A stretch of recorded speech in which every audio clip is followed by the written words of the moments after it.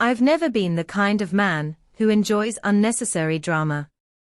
My career as a US Marshal has already given me more than enough adrenaline, close calls, and high-stakes moments to last a lifetime.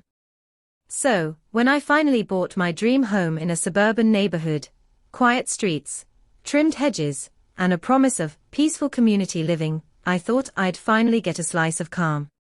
What I didn't anticipate was that trouble sometimes wears a smile, walks on high heels, and hides behind HOA bylaws. And that trouble's name was Karen Whitmore, self-proclaimed queen of the Homeowners Association.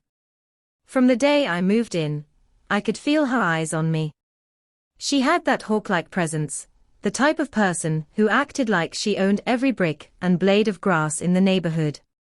She strutted around with her clipboard, sunglasses too big for her face, and an attitude that screamed, "This is my kingdom." At first, I brushed her off. I was used to dealing with egos much bigger than hers. I'd stared down cartel leaders, fugitives, and men with more weapons than sense. Surely, one suburban tyrant couldn't rattle me. But as the weeks turned into months, Karen's obsession with me, and more specifically, with my car, grew into something twisted. You see, parked in my driveway was not just any vehicle. It was a Porsche 911 Turbo S, the reward I bought myself after 20 years of government service. Midnight blue, polished to perfection, and a beast on the road. Every time I turned the key, I felt a reminder of all the years I'd worked without rest, all the danger I'd faced, and all the moments I'd wondered if I'd even make it home alive. To me, the Porsche wasn't just a car. It was a symbol of survival, sacrifice, and success. But to Karen, it was something else entirely. "This is a family neighborhood," she sneered one morning as I was wiping down the hood. "Cars like that don't belong here. They attract the wrong kind of attention." I glanced at her over the microfiber cloth, suppressing the smirk tugging at my lips. "Funny, Karen. The only wrong attention it seems to attract is yours." Her lips pinched tighter than a miser's wallet. She scribbled something onto her clipboard, muttered about property values, and stomped away. That was the beginning of a campaign. Suddenly, I was bombarded with HOA violation letters. According to Karen, my Porsche was parked at the wrong angle, too flashy for the neighborhood, and violated the HOA's aesthetic harmony clause. Whatever that meant. I ignored most of it, only responding when I absolutely had to. But ignoring Karen was like throwing gasoline on a fire. The less I acknowledged her, the more desperate and aggressive she became. Then came the threats. Subtle at first, then not so subtle. "It'd be a shame if something happened to that fancy car of yours," she said once while walking her yappy little dog past my driveway. I didn't respond. Instead, I just looked at her, the same way I'd look at a suspect trying to bluff their way out of an interrogation. She faltered for just a second under my gaze, but recovered quickly, tugging her dog's leash and hurrying away. I thought that might be the end of it. But people like Karen don't quit. They escalate. The first real sign that she was planning something bigger came 2 weeks later. It was late evening, and I was coming back from a long day at the district office. As I pulled into the neighborhood, I noticed Karen talking to 2 men I'd never seen before. They were dressed casually, but carried themselves like they thought they owned the place. One had a cheap leather jacket, the other a baseball cap pulled low. They looked out of place among the trimmed lawns and pastel-colored homes. Karen spotted me, gave me that smug little smile, and whispered something to them. They nodded. My instincts prickled immediately. In my line of work, you learn to read people fast. These guys weren't neighbors. They weren't friendly visitors either. They had the stance, the eyes, and the energy of men who were up to no good. I parked my car, gave them a neutral nod, and walked inside, but the whole time, I kept my eyes sharp through the blinds. Sure enough, An hour later, I saw them circling my driveway, checking out the Porsche like vultures around a fresh carcass. Karen stood across the street, pretending to fuss with her dog, but I could see the satisfied look on her face. That was when the first seed of suspicion sprouted in my mind. Karen wasn't just jealous. She wasn't just an HOA busybody. She was planning something, and those two men were part of it. The next day, a letter arrived in my mailbox. Not typed, not stamped, handwritten, stuffed into an envelope with no return address. It read, "The Porsche doesn't belong here. Either move it, or we'll move it for you." No signature. I held the letter between my fingers, letting the weight of the words settle. Most people would panic. Most people would call the police right away. But I wasn't most people. I'd faced death threats before. I'd seen intimidation tactics far more professional than this. But what really made me pause was the arrogance. They thought they could scare me off. They thought I was just another homeowner, someone too soft to push back. They had no idea who they were dealing with. That night, as I sat in my living room, I made a decision. I wasn't going to call the local police just yet. I wanted to see how far Karen and her little friends would go. Because if there's one thing I've learned in this job, it's that exposing the full scope of a person's corruption requires patience. And sure enough, Karen escalated again, this time in a way that would cross a line even she couldn't come back from. Because a week later, under the cover of night, I heard the sound of heavy boots on my driveway. And when I looked out the window, I saw flashing lights bouncing against the walls. Karen hadn't just sent her thugs this time. She'd sent fake cops.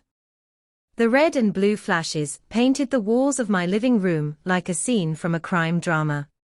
For a split second, even I almost believed the cops had shown up. But instinct doesn't lie, and my gut told me something was off. For one thing, I hadn't called the police. For another, I hadn't heard any sirens as the vehicle approached, only the quiet rumble of an engine. Real cops don't roll silent with their lights on in a suburban neighborhood unless they're about to raid a house. I slipped closer to the window, peeking through the blinds. Two men stepped out of an old black Crown Victoria. The paint was chipped, the spotlight on the driver's side barely hanging on, and the police decal looked like it had been slapped on with a cheap sticker kit from the internet. They weren't cops. Not even close. Both men wore dark uniforms, but they didn't match. One had a badge pinned crookedly on his chest, the other's shirt looked like something out of a surplus store. Their utility belts were laughable. One had nothing but a flashlight and handcuffs. The other carried what looked suspiciously like an airsoft pistol shoved into a holster too big for it. And then I saw her. Karen. She stood at the edge of her driveway, arms crossed, smirk plastered across her face like she'd just won the lottery. Her yappy dog was nowhere in sight this time. No distractions, she was here to watch the show. I almost laughed. She had actually gone this far. She had recruited a pair of wannabes, dressed them up like cops, and sent them to my house to intimidate me, or worse, to take my car. This wasn't a petty HOA dispute anymore. This was a crime. The taller one knocked on my door with the back of his knuckles. Hard. Police? Open up. The tone was all wrong, too aggressive, too eager. Real cops don't bark like that unless they're serving a warrant, and when they do, they follow protocol. I let the silence hang for a moment before opening the door just a crack. I kept my body relaxed, like a man who didn't know better. "What's this about?" I asked. "Sir, we've had multiple complaints about your vehicle," the tall one said, flashing a badge so quickly I barely saw it. I caught enough to know it was fake. Cheap metal, no state seal, no photo ID. He tucked it back before I could even blink. "Complaints about my car?" I repeated slowly, as though I were confused.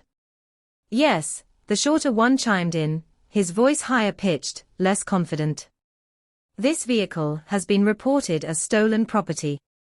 We're going to have to impound it immediately. And there it was, their game plan. They weren't here to harass me. They were here to steal my Porsche under the guise of law enforcement. I feigned surprise. Stolen?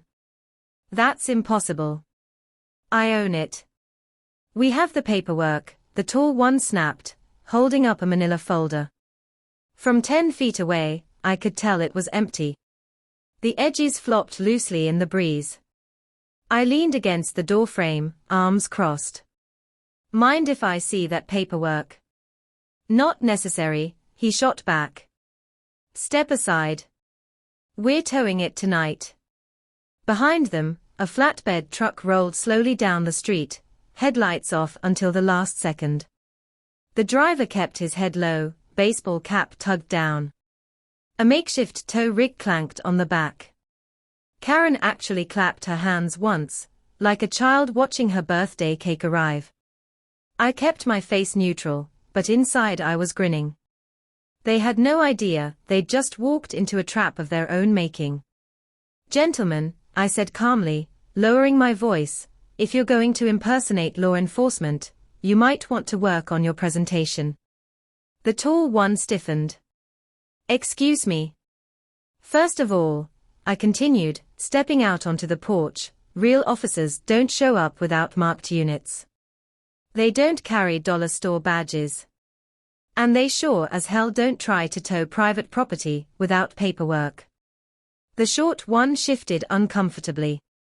Look, just give us the keys, man. This doesn't have to get complicated. Oh, but it was already complicated. Because what they didn't know was that inside my jacket pocket rested my real badge. The one issued by the United States Marshal Service. The one that gave me full authority to arrest anyone impersonating an officer of the law. But I wasn't going to reveal that just yet. Not until I had enough rope to let them hang themselves. Instead, I tilted my head. You boys work out of the city precinct. Ah, yeah, the tall one said quickly. Downtown division.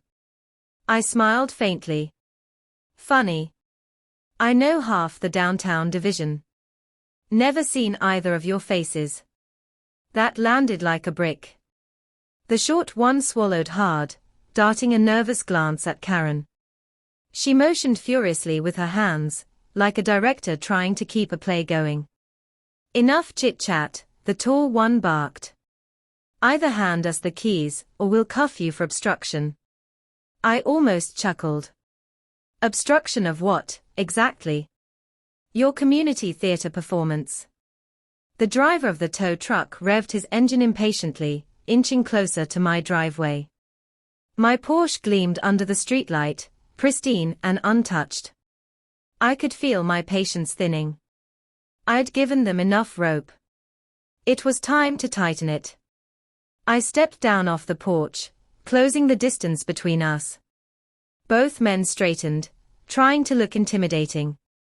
But intimidation only works when the other man doesn't know he holds all the cards. I stopped just a few feet away. My voice dropped, calm but sharp as steel. Here's what's going to happen. You're going to walk back to that car you borrowed, drive out of this neighborhood, and forget you ever tried this stunt. Or, I reached slowly into my jacket pocket, letting my fingers brush against the badge I'd reveal when the time was right. I'll show you just how badly you screwed up tonight. The tall one sneered. You don't scare me, old man. Old man. That made me grin. They really didn't have a clue. Karen piped up then, breaking her silence. Don't just stand there. Do your job. Arrest him if he doesn't comply. She sounded desperate now. Her plan was unraveling, and she knew it. The two imposters exchanged a glance. Neither wanted to make the next move. Good. That hesitation was all I needed. Because in the next few seconds, I was about to turn the tables completely. The standoff stretched out on my driveway, thick with tension. The fake cops had stopped moving forward, but they weren't backing off either. The tow truck idled behind them, engine growling like a restless beast. And across the street, Karen paced with her arms folded, face twisted in a mix of fury and anticipation. I could practically read her thoughts. This is it. They'll cuff him, tow the car, and I'll finally show this man who runs the neighborhood. But Karen didn't realize she was standing on the edge of a cliff, and the ground was about to give way beneath her. The tall one squared his shoulders, trying to puff himself up. Last chance, sir. Give us the keys, or things get ugly. I let out a short laugh, low, sharp, controlled. Ugly. Son, you haven't even seen ugly yet. The shorter one's hand twitched toward his fake pistol. Big mistake. My training kicked in like second nature. In one swift motion, I stepped forward, grabbed his wrist, and twisted just enough to make him yelp. The cheap holster spilled its toy into my other hand. I held it up, turned it over under the porch light, and smirked. Airsoft, I said flatly. Did you honestly think this would fool anyone? The short one winced, clutching his arm when I released him. The tall one took half a step back, his tough guy facade cracking. Karen shrieked from across the street. What are you doing? Arrest him. You're supposed to be real cops. Her words echoed in the night air, and the silence that followed was damning. The imposters froze, caught in their own lie. That was the moment I decided it was time. I reached into my jacket pocket and pulled out my real badge, solid, gleaming under the light, with the unmistakable seal of the United States Marshal Service. I held it up between us. You boys wanted to play police tonight. My voice was steady, commanding. Well, congratulations. You just impersonated officers of the law in front of a U.S. Marshal. Their faces drained of color instantly.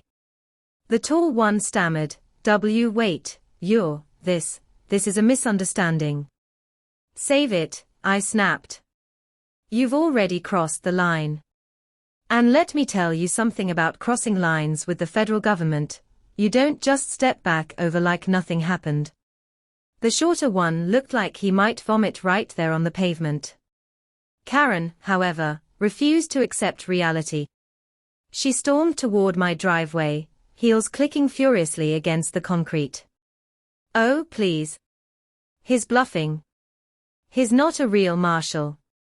He's just a crank with a car he doesn't deserve. Arrest him already.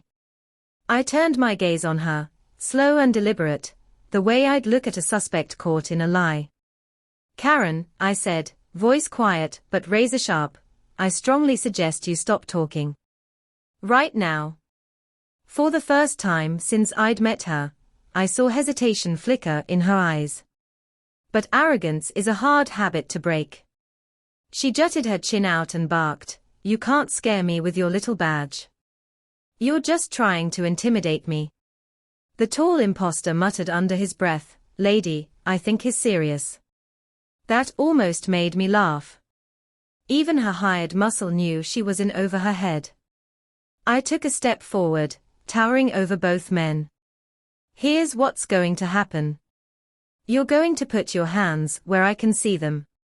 Slowly. No sudden moves. The tall one swallowed hard and raised his hands halfway. The shorter one followed, trembling. Karen gasped like I'd committed a crime against her. You can't just order people around. I'm the head of this HOA. Not tonight, you're not, I said coldly.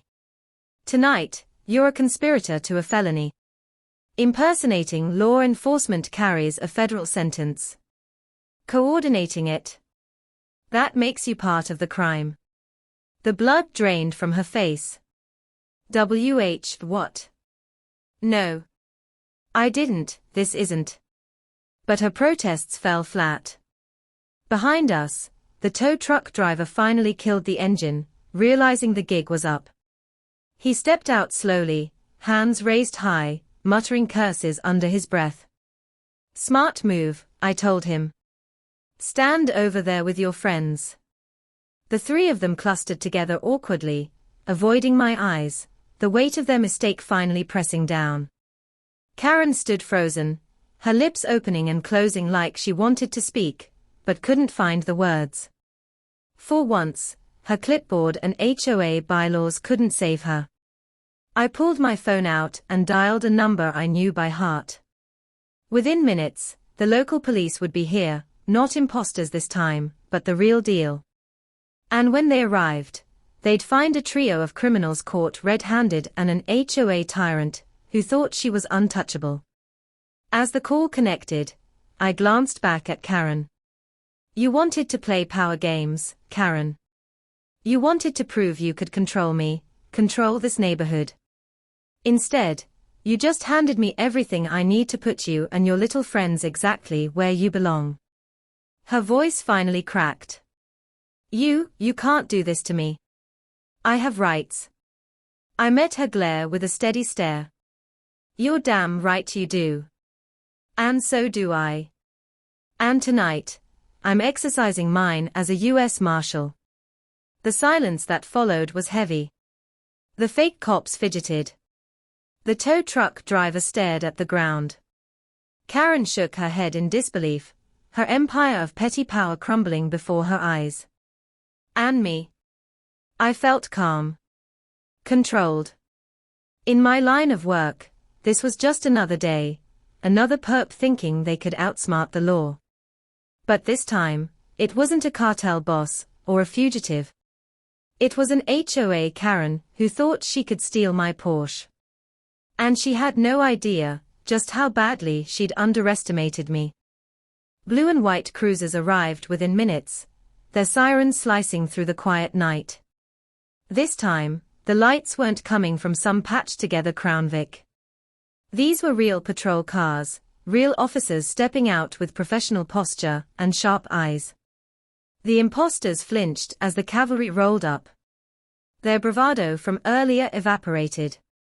One even muttered under his breath, "We're screwed." Karen, on the other hand, tried to puff herself up again. The sight of real cops must have reignited some of her false confidence. She stormed forward, waving her arms like she was welcoming reinforcements to her side. "Officers. Thank goodness you're here," she began dramatically. "This man, this criminal, is pretending to be a U.S. Marshal. He assaulted my friends here and threatened me. You need to arrest him right now." Her voice was shrill, shaky at the edges. But her arrogance wouldn't let her stop. The lead officer, a veteran I actually knew from joint operations, looked from me to Karen, then back again. Recognition lit in his eyes, and he gave me the faintest nod. "Evening, Marshal," he said calmly. Karen froze mid-rant, her jaw falling open. Marshal. Did you just call him?" "That's right," the officer confirmed, his tone flat and authoritative. "He's the real deal. And judging by what I'm seeing here, you've got a serious problem on your hands." Karen stammered, her hands twitching like she didn't know whether to clap them together or cover her mouth. But they were here to help me. They were supposed to." The officer cut her off. "Help you? By impersonating police officers and attempting to commit grand theft auto." He shook his head. "Lady, that's not help. That's conspiracy." Her face drained of color again. The officers moved efficiently. Within moments, the imposters were on their knees, cuffed, and read their rights. The tow truck driver got the same treatment. None of them resisted now, they knew the game was up. Karen, however, wasn't going quietly. "This is a mistake," she screeched, backing up as one of the officers approached her. "I'm the head of this HOA. You can't treat me like a criminal." I was just trying to protect property values. I couldn't hold back a chuckle at that one. Property values. You hired fake cops and a tow truck to steal a car, Karen. That's not protecting property values. That's organized theft. The officer reached for her wrist, but she yanked it back. Don't you dare put your hands on me. I'll have your badge. I'll sue this entire department. The lead officer looked at me, and I gave him a nod. Karen Whitmore, he said firmly, you are under arrest for conspiracy to commit grand theft auto, impersonating law enforcement through proxy, harassment, and obstruction. You have the right to remain silent. As the Miranda rights rolled out, Karen finally broke. Her legs buckled, and she sagged against the officer, shrieking like the world had ended. You can't do this to me. I'm the HOA president. I run this community. The officer cuffed her smoothly. Not anymore, you don't. The neighborhood had woken up by now. Curtains twitched, porch lights flicked on, and small clusters of neighbors gathered on the sidewalks, whispering and pointing. For months, Karen had ruled this community with fear and intimidation. She'd slapped fines on people for leaving trash cans out too long, harassed kids for skateboarding, and lectured families about their lawn decorations. She'd acted untouchable. And now here she was, red-faced, screaming, cuffed like the criminals she thought she was above. Some neighbors even started clapping. Others pulled out their phones, capturing the sight for posterity. Karen noticed and shrieked louder. Stop filming me. This is illegal. I'll sue all of you. The neighbors just laughed. The sound rolled through the night like a wave of long overdue justice. Once the arrests were secure, the lead officer walked back over to me. Marshal, we'll take it from here. You want to file your own report with the service? Already drafting it in my head, I said with a dry smile. He chuckled, then shook his head toward Karen, who was still wailing in the back of the cruiser. I've seen plenty of HOA disputes, but this one takes the cake. Guess she finally picked on the wrong guy. Yeah, I said, glancing back at my Porsche, still gleaming proudly in the driveway. She thought it was just about a car. She had no idea.